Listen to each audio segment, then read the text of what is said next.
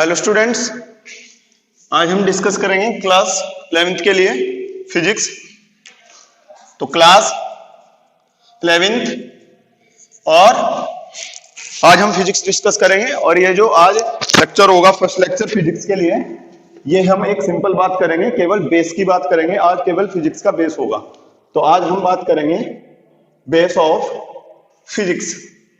ठीक है, base of physics. Physics के बारे में बहुत सारी कहानियां बताई जाती हैं। फिजिक्स इज ए नेचर, मतलब फिजिक्स एक प्रकृति को बताया गया है कि प्रकृति में होने वाली सभी फिनोमिना मतलब घटनाएं वो सब फिजिक्स के अंदर आती हैं, मतलब भौतिक विज्ञान के अंतर्गत आती हैं। और ये सब बातें आप कक्षा 11 में पढ़ोगे। और ये बात मैं पहले क्लियर कर दूं बच्चों कि जो कक्षा 11 में आप फिजिक्स पढ़ने वाले हो वो फिजिक्स आप सब देखोगे। मतलब जैसे आपको कहा जाएगा उष्मा, तो सभी को पता है गर्मी उष्मा, ठीक है ना। उसके बाद आपको कहा जाएगा सपोज किस वस्तु पर बल लगा है, बल सभी को पता है। मतलब सारे के सारे एग्जाम्पल जो होंगे वो हमारे दैनिक जीवन के उदाहरण होंगे।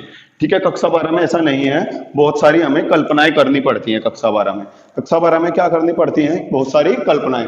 तो सबसे पहले आज हम डिस्कस करेंगे फिजिकल क्वांटिटी। क्या डिस्कस करेंगे? फिजिकल क्वांटिटी मतलब भौतिक राशियां। क्या डिस्कस करेंगे आज? भौतिक राशियां। ठीक है, भौतिक राशियां, अभी नाम पता चल जाएगा। फिजिकल क्वांटिटीज, भौतिक राशियां। ठीक है, तो भौतिक राशियों में, भौतिक राशियां वैसे दो प्रकार से बताई गई हैं। ठीक है, भौतिक राशियों में सबसे पहले आती हैं मूल राशियां, और मूल राशियों से ही बनती हैं व्युत्पन्न राशियां। कौन सी राशियां बनती हैं? व्युत्पन्न राशियां।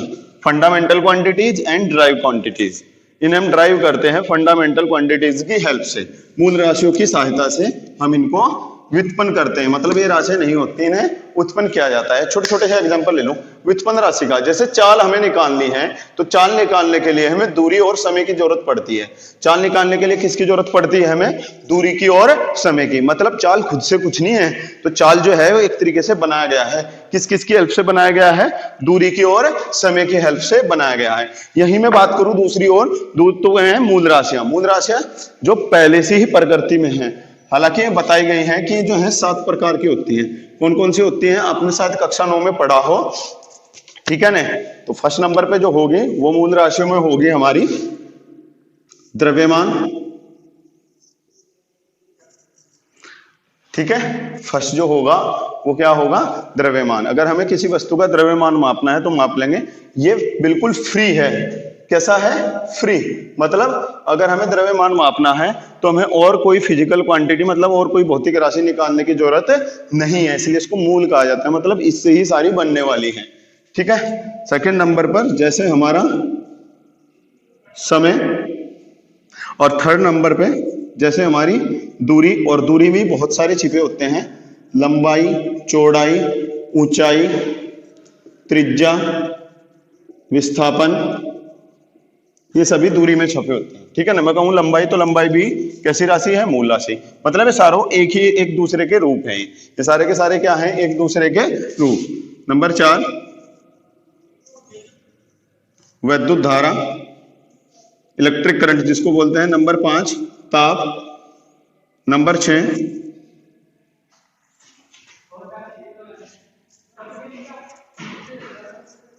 पदार्थ की मात्रा। और नंबर 7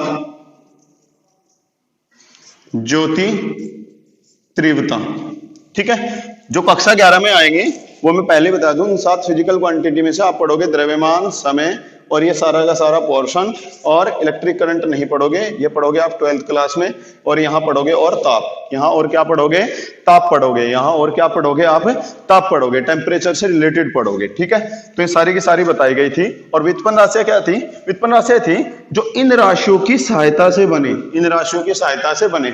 जैसे मैंने अभी आपसे बना के दिखाया था, क्या? चाल। कि अगर हमें चाल निकालनी है तो हमें एक तो चाहिए दूरी, और दूसरा क्या चाहिए? हमें समय। एक तो हमें दूरी चाहिए और दूसरा क्या चाहिए? हमें समय चाहिए। एक हमें दूरी चाहिए और दूसरा क्या चाहिए? हमें समय चाहिए। मतलब ये व्युत्पन्न राशियां अपनी कोई राशियां नहीं है, इन्हें उत्पन्न किया जाता है। किनकी सहायता से उत्पन्न किया जाता है? इन्हें मूल राशियों की सहायता से उत्पन्न किया जाता है। किनकी सहायता से उत्पन्न किया जाता है? इन्हें मूल राशियों की सहायता से उत्पन्न किया जाता है। ठीक है, फिर इसके बाद कुछ वर्ष बाद दो राशियों को और जोड़ा गया, पर इनको मूल राशियां ना कह के इनको कहा गया है पूरक राशियां। क्या कहा गया है? पूरक राशियां। ये भी फ्री है। ठीक है, ये भी कैसी है? फ्री। एक आता है हमारा समतल पर बनने वाला कोण, और दूसरा आता है हमारा घन कोण। जितने भी हमारे 2 डायमेंशनल होंगे वो सारी समतल कोण पे बनेंगी। समतल कोण का मतलब, जैसे मैं यहां बोर्ड को बताऊं तो ये 2D है। अगर हम घन की बात कर रहे हैं तो घन होगा 3D, जैसे गोले में बनने वाला। जैसे किस में बनने वाला? गोले में बनने वाला। यह है जैसे वर्त में बनने वाला, वर्त में बनने वाला। और घन कोण किस में होगा? गोले में बनने वाला, गोले में बनने वाला। ठीक है, तो डिस्कस कर ले में। जैसे वर्त, ये क्या है? वर्त है, और ये इसका कोई सेंटर है, केंद्र है, और ये हमने ली है इसकी त्रिज्या। क्या ली है हमने? इसकी त्रिज्या। आपको पता होना चाहिए वर्त में, वर्त के केंद्र से वर्त तक की जो दूरी होती है उसकी त्रिज्या कहलाती है रेडियस। ठीक है, और ये यहां से चलते हैं, ये इसने कोई चाप लगाया, तो इस चाप द्वारा इस केंद्र पे कोई कोण बना। इस चाप द्वारा इस केंद्र पे क्या बना? कोई कोण, कोई एंगल क्रिएट हुआ।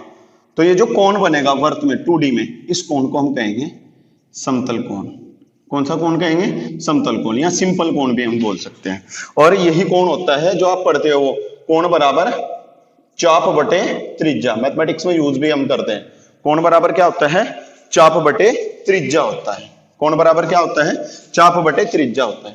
यहां से जो कोण आता है उसका जो मापन किया जाता है वो रेडियन में किया जाता है।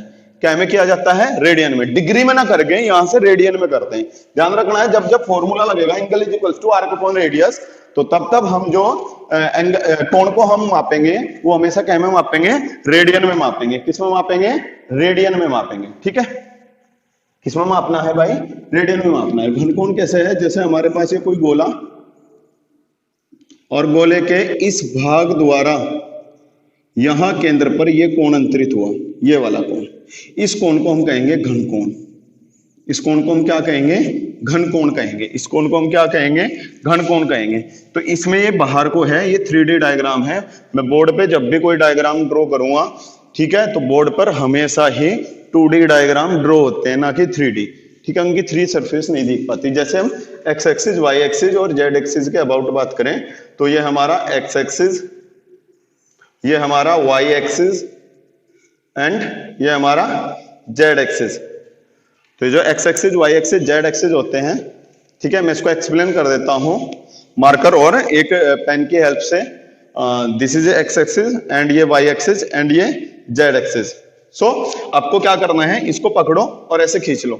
तो जेड एक्सिस जो होगा वो ऐसे होगा, आउटवर्ड या इनवर्ड, यानी कि बाहर की ओर या फिर अंदर की ओर। बाहर की ओर होगा या फिर किधर होगा? अंदर की ओर होगा। ठीक है, तो ध्यान रखना है, ये हमारे 3D डायग्राम बोर्ड पर ड्रॉ नहीं हो पाते, इसलिए 3D डायग्राम अच्छे से नहीं दिख पाते हैं। ठीक है, तो इस बात का बिल्कुल आप लोगों को ध्यान रखना है। अब जब हमने मूल राशियां पढ़ ही ली हैं, ठीक है, इसको नोट कर लेंगे मूल राशियों को, और पूरक राशियों को भी नोट कर लेंगे। ठीक है, अब आपको पता होगा जब ये राशियां थी तो फिर क्या हुआ कि हमारे पास कोई क्वांटिटी आई अच्छी सी, बहुत सारी। सपोज करो हमें घड़ी दे दी गई और घड़ी में बताया गया कि आप यहाँ से यहाँ चले तो आपको कितना समय लगा। ठीक है, तो कितना समय मतलब हमें निकालना पड़ा। तो मैंने समय निकाल लिया और समय मुझे पता चला मेरे पास कितना आया? 50। पर मुझे आगे नहीं पता था कि वो मेरे पास 50 सेकंड है, मिनट है। ठीक है, इसके बारे में मुझे नहीं पता था। तो इसके लिए आया मात्रक। क्या आया? मात्रक, जिसको कहते हैं यूनिट। क्या बोलते हैं? जिसको यूनिट बोलते हैं। ठीक है, और चैप्टर का नाम भी यही है। चैप्टर नंबर फर्स्ट से डाल दियो, हालांकि फर्स्ट दूसरा है, मैं आपको क्लियर कर दूं। पहला जो चैप्टर है वो है भौतिक जगत। भौतिक जगत आपको केवल पढ़ना है। ठीक है, उसमें केवल यही बताया गया है कि ये पूरा भौतिक, इसमें कौन कौन से नियम दिए गए हैं, इस भौतिक के अंदर है क्या, केवल आपको रीड करना है। ठीक है, मेरी पहली वीडियो जो होंगी उनसे भी आप देख लो, मैंने बताया था केवल पहला चैप्टर नंबर फर्स्ट, जिसको हम कहते हैं, आपकी फिजिक्स में दिया है भौतिक जगत। क्या दिया है? भौतिक जगत। इसको केवल आपने पढ़ना है, ठीक है। हम इसके दूसरे चैप्टर की बात कर रहे हैं, ठीक है, पर मेरे लिए ये पहला ही चैप्टर है, मोस्टली इसको पहला ही मान के चलते हैं। यह है यूनिट्स एंड मेजरमेंट, मतलब मात्रक एवं मापन, मात्रक एवं मापन, ठीक है। मापन किया तो हमें किसकी जरूरत पड़ी? मात्रक की जरूरत पड़ी। किसकी जरूरत पड़ी? हमें मात्रक की जरूरत पड़ी। तो जितनी भी हमारी फंडामेंटल क्वांटिटीज थी तो इनका हमने मेजरमेंट किया। तो मैंने कहा जैसे समय लगा तो समय का हमें पता नहीं था कि हमें मापना क्या है, किलोग्राम में 2 किलोग्राम, मतलब ये सब हमें पता नहीं था। तो उसके लिए क्या आया? मात्रक आया है। क्या आया इसके लिए? मात्रक आया। मात्रक किसे कहते हैं? मात्रक होते हैं जब हम भौतिक राशियों को मापते हैं, जब हम भौतिक राशियों को मापते हैं तो ये जिस इकाई में इनका मापन किया जाता है, जिस इकाई में इनका मापन किया जाता है उसे हम मात्रक कहते हैं। उसे हम क्या कहते हैं? मात्रक कहते हैं, ठीक है। जैसे पहला आया द्रव्यमान। द्रव्यमान जैसे आपको अनाज मापना है तो अनाज को क्या में मापते हैं? केजी में। क्या में मापते हैं? केजी में, मतलब किलोग्राम में। आप ग्राम में भी मापते हो, मिलीग्राम में मापते हो, क्विंटल में भी मापते हो। तो वे सब छोटे और बड़े मात्रक हैं। वो सब कैसे हैं? छोटे और बड़े। उस पर भी मैं सब बात करूंगा कि कहां कैसे मात्रक की बात हुई, ठीक है। सबसे पहले क्या हुआ, चलो पहले मात्रक लिख देते हैं, उसके बाद बताता हूं। सेकंड नंबर पे जैसे हमारा समय है, समय की जो स्टैंडर्ड मानक जिसको कहते हैं, मैं केवल भी मानक मात्रक बता रहा हूं, मात्रक का एक्सप्लेनेशन बहुत अच्छे से बाद में भी होगा। तो ये जो समय है, समय को जो मापा गया था सेकंड में मापा गया था। बच्चों के दिमाग में रहता सब मिनट और आवर्स में भी तो हम मापते हैं, बट मैं बता दूं आपको मिनट और आवर्स में मापते हैं। मैंने अभी बताया जो मैं लिख रहा हूं ये सब मानक है। मानक मतलब स्टैंडर्ड फॉर्म इनकी, ठीक है। थर्ड नंबर पे जैसे हमारी दूरी विस्थापन ये सब है, इन सबको माप रहे थे मीटर में। क्या में? मीटर में। नंबर 4 पे हमारी है जैसे विद्युत धारा, इसका जो मापन कर रहे थे वो हम एम्पियर में कर रहे थे। किसमें कर रहे थे? एम्पियर में। नंबर 5 पे जो हमारा है वो है हमारा ताप। टेम्परेचर को जो माप रहे थे वो केल्विन में माप रहे थे। क्या में माप रहे थे? केल्विन में। नंबर 6 पे जो है वो है हमारा पदार्थ की मात्रा। पदार्थ की मात्रा को जो हम माप रहे थे वो माप रहे थे क्या में? मोल में, ठीक है। और नंबर 7 पे जो हमारा है वो है ज्योति तीव्रता। ज्योति तीव्रता को मापते हैं कैंडिला में। क्या में मापते हैं? कैंडिला में मापते हैं। क्या में मापते हैं? कैंडिला में। तो जिस भौतिक राशि को जिस इकाई में मापा जाता है वह उसका मात्रक कहलाता है, वह उसका मात्रक कहलाता है, ठीक है। हालांकि अलग अलग देशों में अलग अलग मात्रक हुआ करते थे। उसके लिए क्या करा, जो फिजिक्स का है, ये फ्रांस में इसका ब्यूरो है, तो वहां से हमने एक स्टैंडर्ड बनाया जिसे हम कहते हैं SI मात्रक। क्या कहते हैं? SI मात्रक। SI मात्रक होने से पहले हमारे सिस्टम हुआ करते थे, MKS system, CGS system, FPS system. फिर सब सिस्टमों को हटा के एक सिस्टम लेके आए जिसका नाम क्या रखा? SI। कौन सा सिस्टम आया हमारा? SI, ठीक है ना। फिर इस सिस्टम पे हमने काम किया और जो भी मात्रक लिखा गया वो इससे लिखा गया। इसका मतलब है सिस्टम ऑफ इंटरनेशनल, मतलब हम कहीं बाहर विदेश में जाते हैं, अगर आपको कोई सामान खरीदना है तो आप केजी में ही बोल सकते हो, क्योंकि उन्हें पता है द्रव्यमान का मात्रक क्या होता है? किलोग्राम। समय का मात्रक क्या होता है? सेकंड। आप डिस्टेंस पूछ रहे हो किसी से कि यहाँ से कितनी दूरी पे है, ठीक है ना, तो उसको क्या में मापेंगे? में मीटर में मापेंगे, किलोमीटर में मापेंगे। सबके मात्रक वही थे। जब तक ऐसा ज्ञान नहीं था तब तक क्या था, सपोज जैसे इंडिया है, इंडिया में क्या में माप रहे हैं? मीटर में। और हम फ्रांस में गए, इसको मीटर में नहीं, इसको सेंटीमीटर में। मैंने कहा कि स्टिक दो जो 5 मीटर लंबी हो। किसी शॉप वाले से मैंने कहा स्टिक दो जिसकी लंबाई कितनी हो? 5 मीटर हो। तो उसने कहा जो मीटर है उसे मीटर के बारे में पता नहीं था, तो स्टिक की लंबाई उसने मीटर में ना कह के फिर उसने क्या में कहीं सेंटीमीटर में, हाँ मैंने सेंटीमीटर जो भी, ठीक है ना। तो हमें पता चला कि हमें सेंटीमीटर का नहीं पता था, तो इस पर बहुत डिस्कशन हुआ। तो हमने एक मात्रक ऐसा कर दिया जो हर एक देश में चले, इसलिए उसको क्या कहा हमने? SI मात्रक कहा। मात्रक पे कल बात करेंगे। किसी बच्चे का कोई प्रश्न हो मुझे पर्सनली व्हाट्सएप पे मैसेज कर सकते हैं, कमेंट सेक्शन में बता सकते हैं। Thank you.